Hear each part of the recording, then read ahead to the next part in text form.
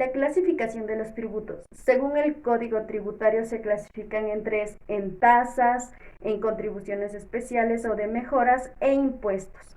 Las tasas son tributos que se cancelan por la prestación de servicios, ejemplo, la recolección de basura, el servicio de los bomberos. Las contribuciones especiales o de mejoras son tributos que se cancelan por obra pública, ejemplo, la construcción de parques, la construcción de alguna cancha. Tanto las tasas como las contribuciones pueden ser creadas mediante ley o mediante ordenanza, ya sea municipal o ya sea provincial. También tenemos que recordar que tanto la tasa como la contribución son de contraprestación real, potencial, individual y directa. Los impuestos son tributos que debemos pagar obligatoriamente todos los ciudadanos. Estos impuestos no son de contraprestación real, más bien son de beneficio colectivo. Estos impuestos solo pueden ser creados mediante ley. Entre ellos tenemos el impuesto al valor agregado, el impuesto a la renta y el impuesto a los consumos especiales. Ahora voy a hablar sobre otro tipo de clasificación. Entre ellos tenemos los ortodoxos y los heterodoxos. Los ortodoxos son los tradicionales dentro de un país. En nuestro caso es el IVA, el impuesto a la renta y el impuesto a los consumos especiales. Los heterodoxos, en cambio, no son tradicionales dentro de un país.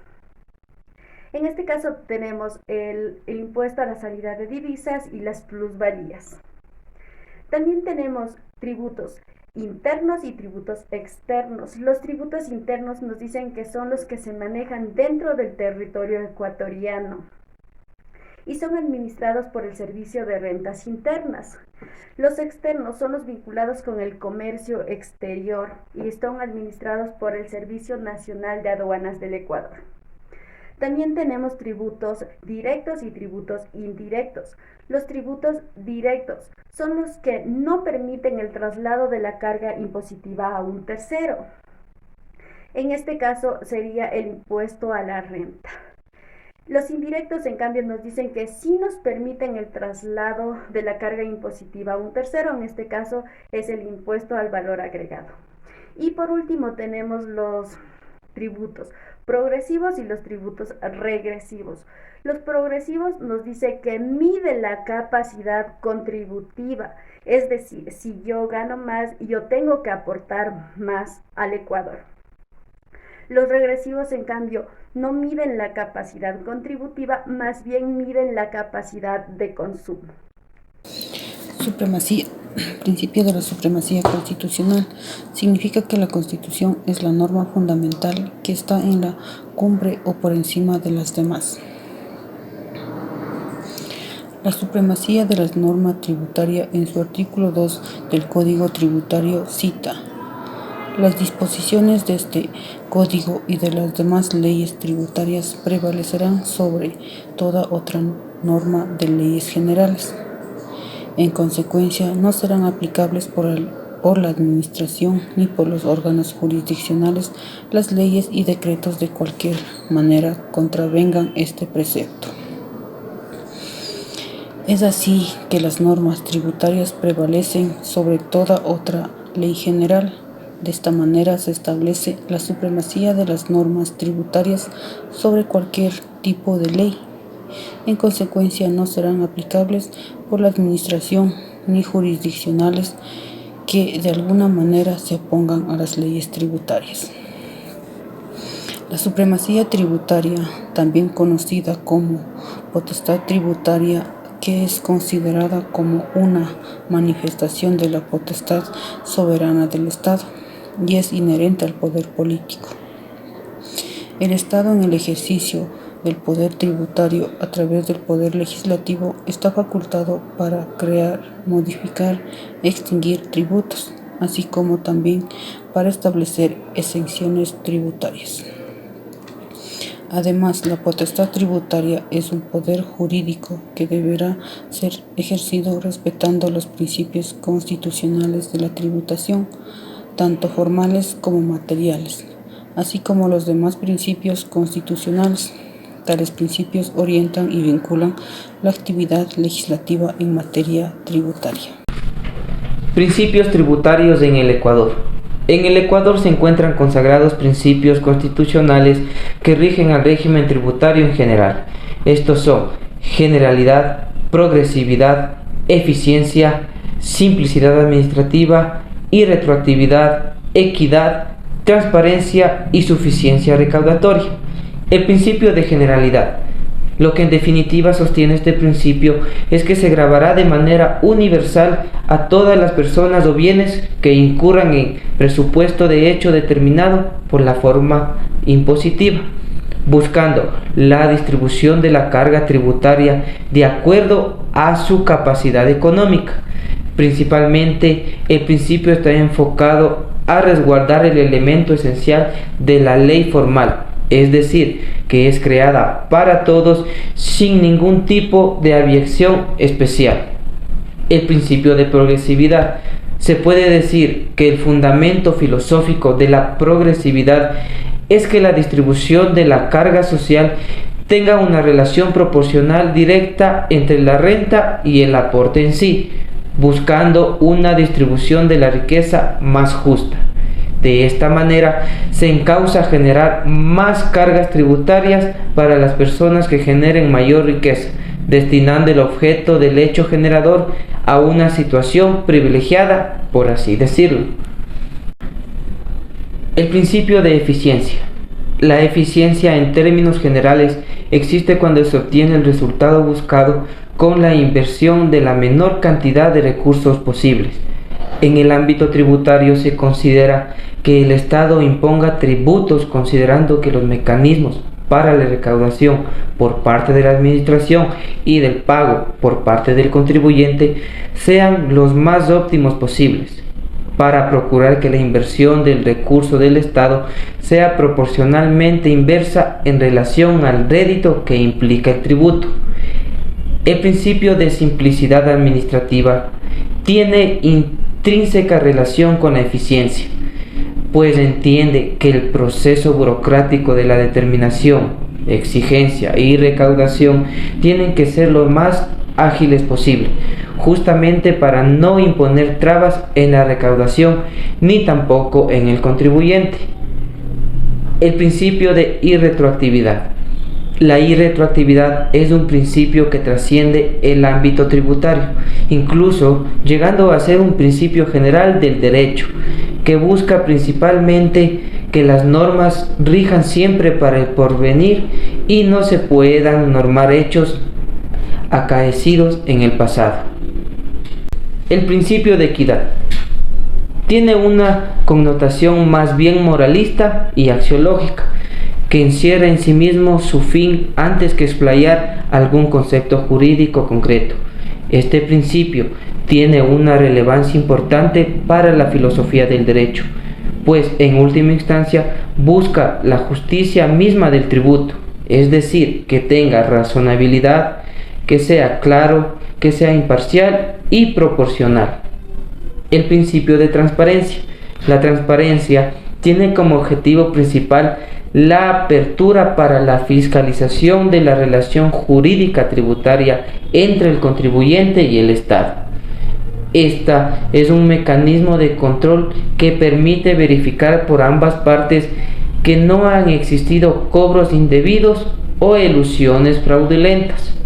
Adicionalmente a este principio, pretende que exista una rendición de cuentas por parte de la administración y de los sujetos pasivos del tributo.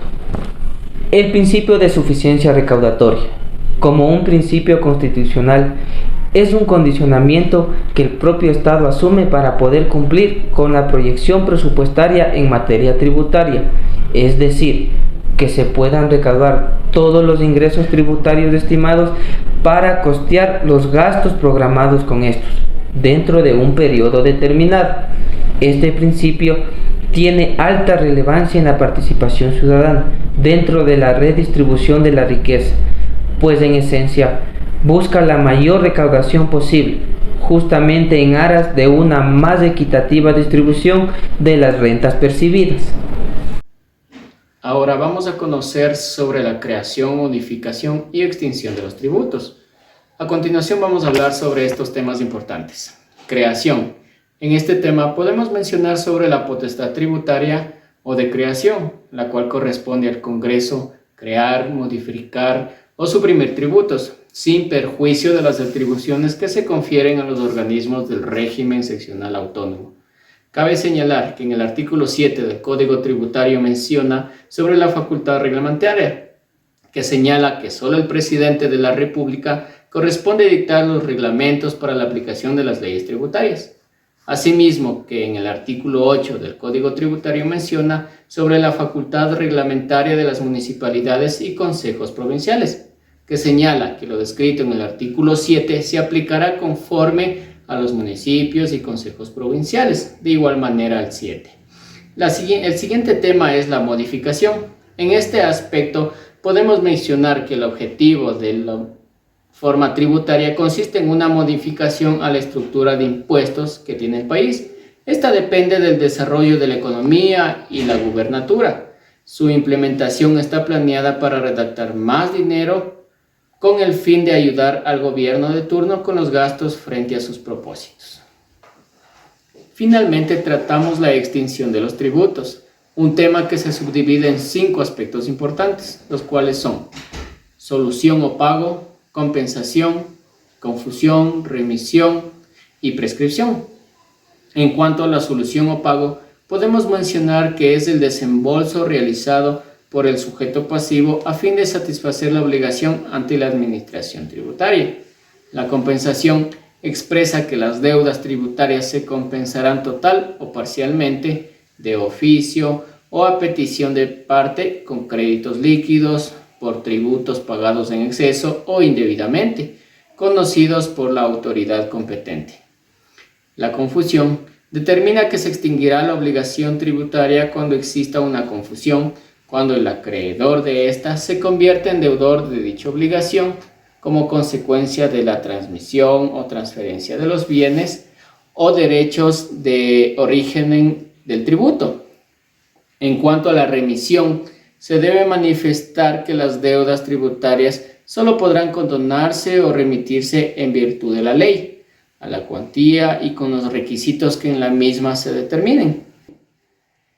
Finalmente, la prescripción establece que la acción de cobro de los créditos tributarios y sus intereses, así como de multas por incumplimiento por los deberes formales, prescribirá en el plazo establecido por la ley.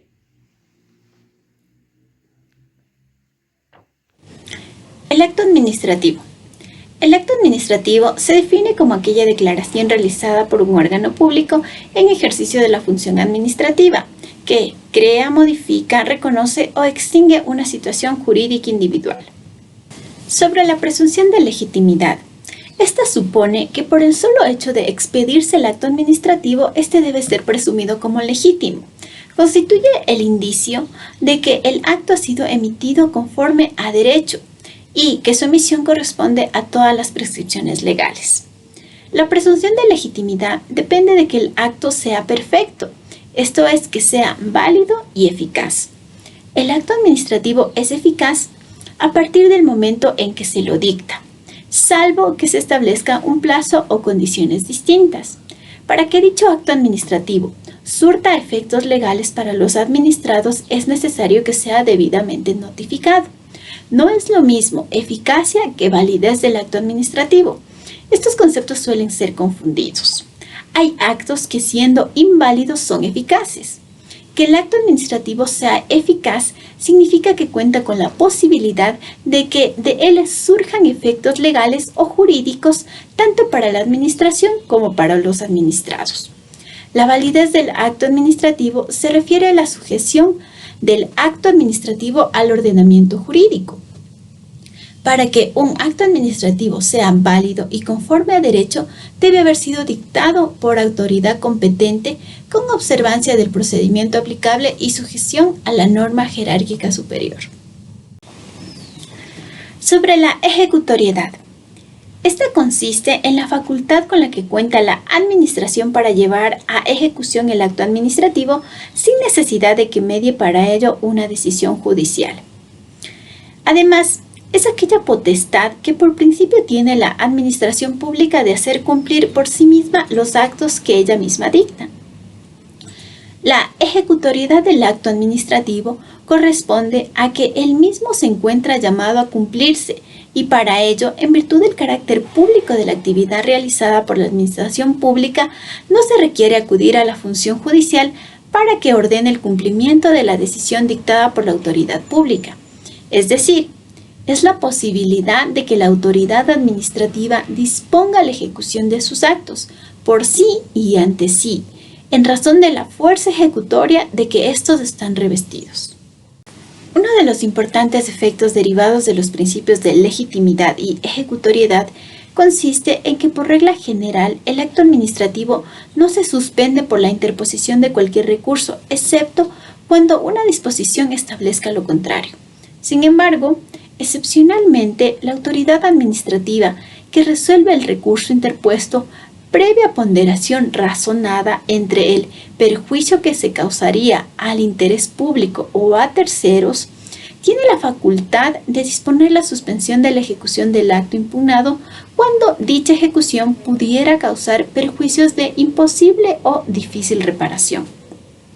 La suspensión se prolonga inclusive después de agotada la vía administrativa, y los efectos de esta se extienden a la vía contencioso-administrativa, caso en el cual la administración no puede ejecutar el acto mientras no exista una decisión judicial.